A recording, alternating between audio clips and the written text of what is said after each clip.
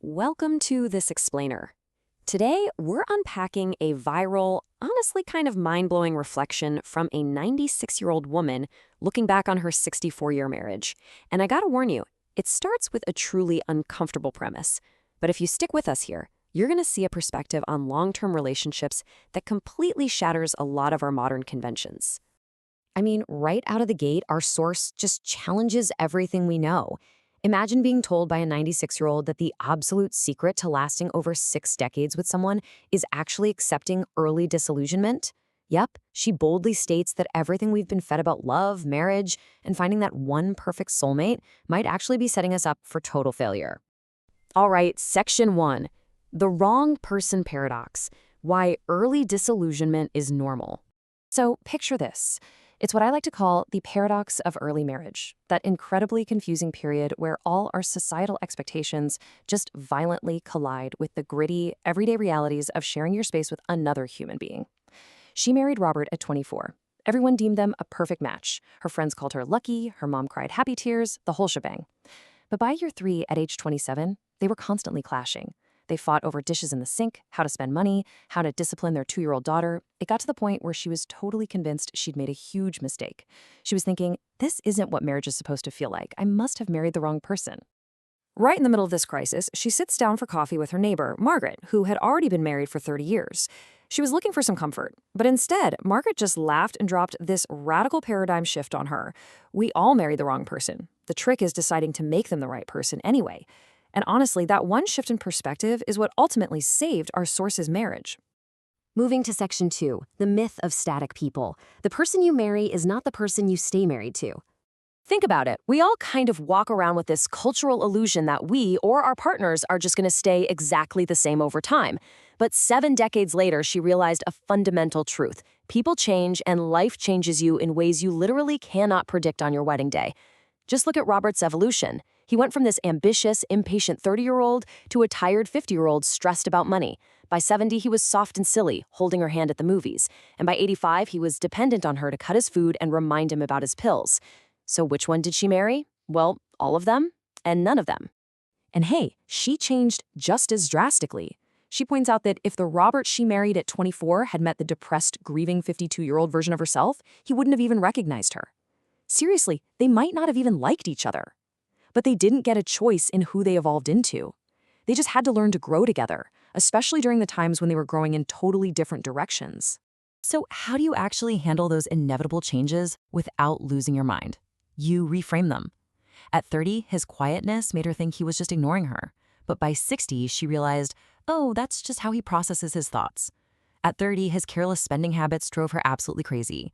But by 60, she understood he was really just trying to prove to himself that he had survived a childhood of poverty. Once she finally understood the root of those behaviors, her resentment naturally shifted into this deep empathy. Which brings us to Section 3, the 50-50 lie. Why keeping score guarantees you lose.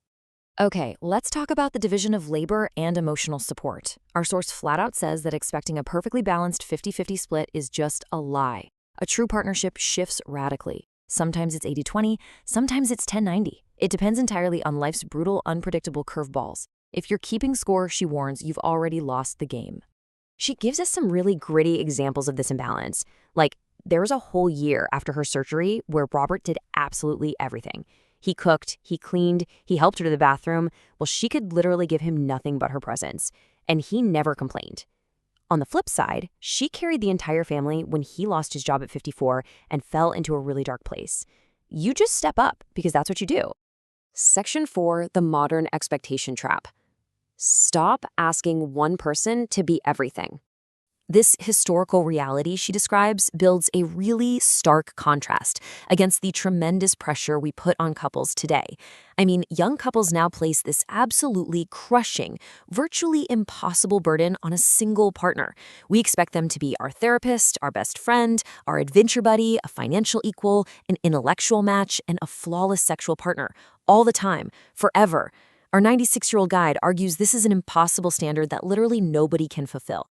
But she completely deflates this massive pressure with a huge dose of reality.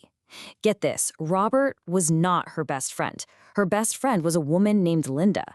Robert wasn't her intellectual match, either. She read books he wouldn't ever touch, and he understood engines in ways she never could. Heck, half the time they didn't even want the same things out of life.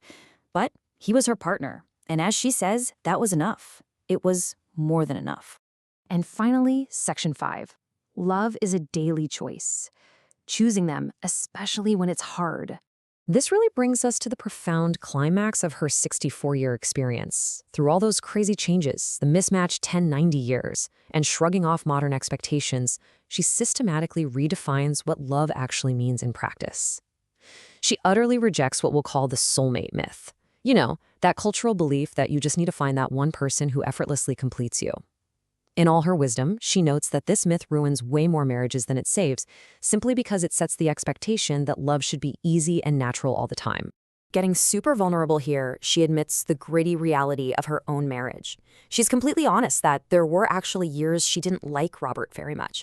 There were months she actively counted down the days until his fishing trips, just to get some space away from him. There were bad arguments where she slept on the couch and genuinely contemplated what her life would be like if she were just alone. But she stayed for 64 years, and not because she was a saint, and certainly not because it was easy. She stayed because she consciously decided that their marriage was worth significantly more than her temporary unhappiness. She made a choice. Now, at 96 years old, having raised a daughter, survived major health scares, grieved loved ones, and having lived 8 years after Robert's passing, she finally addresses that ultimate question we've all asked ourselves at some point. Her conclusion, wondering if you found the right person doesn't even matter. You probably made a mistake. Actually, we all do. But marriage is a mistake you make on purpose. And then you both decide over and over again to work like hell to make it the absolute best mistake of your life. And here is the absolute core takeaway of this entire explainer. Enduring love isn't just some fixed, magical state that you fall into and passively exist in. It's a resilient, active, daily choice. She chose Robert for 64 years, and she notes so beautifully that she would choose him for 64 more. So I'm going to leave you with this final provocative thought to chew on. Are you passively waiting around for a flawless soulmate who perfectly completes you, or are you prepared to make the gritty, difficult, but ultimately beautiful choice to love your partner every single day, especially when it's hard? Thanks so much for joining us for this explainer, and we'll catch you next time.